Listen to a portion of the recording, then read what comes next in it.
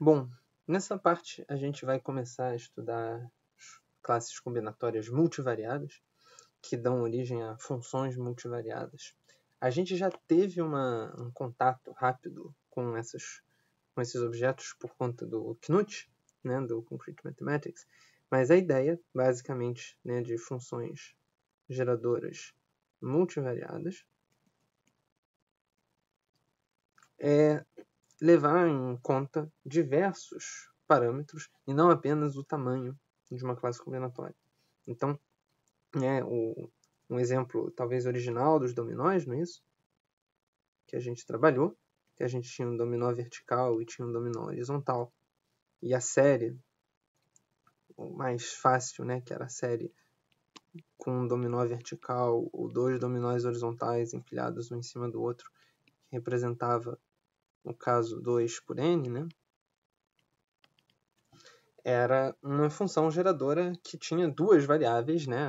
O dominó vertical e o dominó horizontal. Enquanto a gente estava contando, né, a gente transformou o z,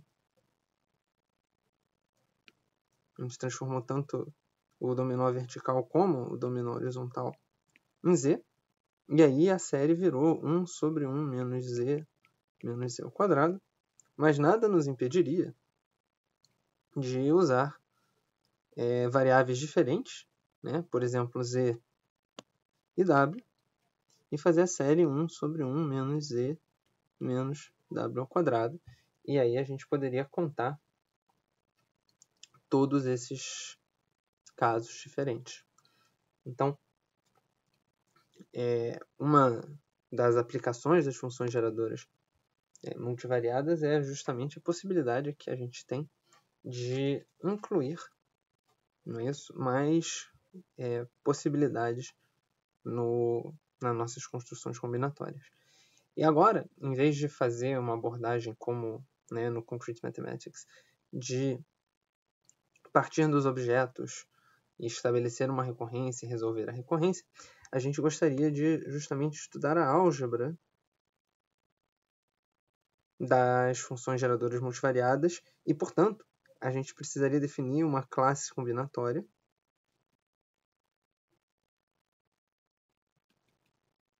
com parâmetros.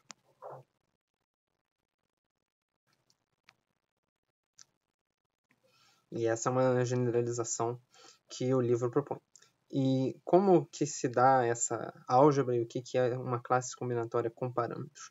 Uma classe combinatória com parâmetros, por exemplo, isso seria uma classe, então ela vai ter objetos, e cada objeto, além de ter um tamanho, é isso que a gente tinha um tamanho, que levava um objeto em n, a gente pode ter um parâmetro para cada objeto, que também será um inteiro no nosso caso. Então, a ideia que vem imediatamente à nossa mente é como fazer uma série com essas duas medidas para o mesmo objeto, né? No fundo, se a gente pensar no caso, né, dos dominóis, esse dominó aqui, ele tem 2 dominóis verticais e 4 dominóis horizontais. Então a gente poderia pensar que o tamanho dele é 6 e que ele tem um número de verticais igual a 2. Poderiam ser outros parâmetros, certo? E um pouco dessa parte de classes combinatórias com parâmetros é escolher qual será o parâmetro que vamos medir.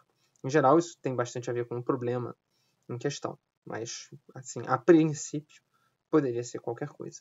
Então, o exemplo mais clássico são as funções geradoras bivariadas, que é quando o parâmetro realmente é um parâmetro só, é um número, e você tem uma classe combinatória com parâmetro, e você vai associar essa classe combinatória a uma função geradora C de Z e U, onde U vai ser uma nova variável, que vai somar em todos os objetos z elevado ao tamanho do objeto.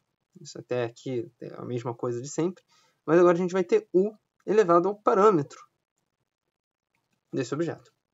Então, a classe combinatória tem uma função geradora com mais variáveis, justamente para você poder separar os seus objetos, tanto pelo tamanho, que você pode até pensar que é um parâmetro original, e um outro parâmetro que é o parâmetro dessa outra coisa que você está medindo. Então, para fazer um exemplo bastante simples, mas bastante ilustrativo, a gente poderia pensar, não é isso? Numa árvore. A gente até já trabalhou bastante com árvores.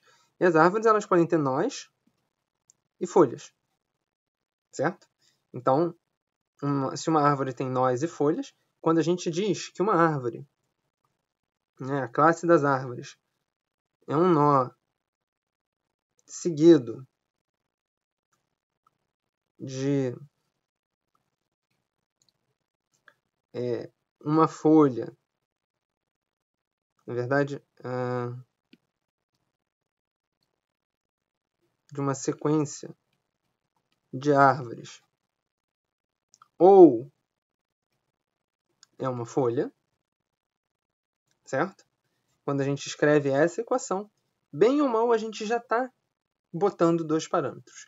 A única coisa que é muito bom levar em consideração é que, em geral, os parâmetros que a gente vai contar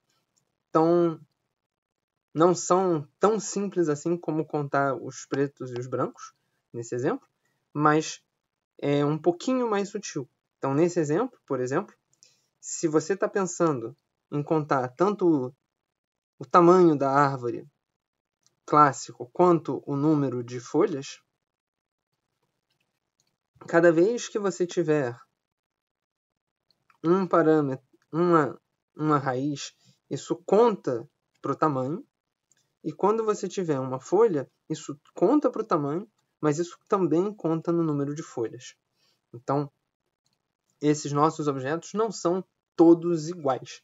Eles contam diferente na hora de ver qual é o parâmetro que isso vai corresponder.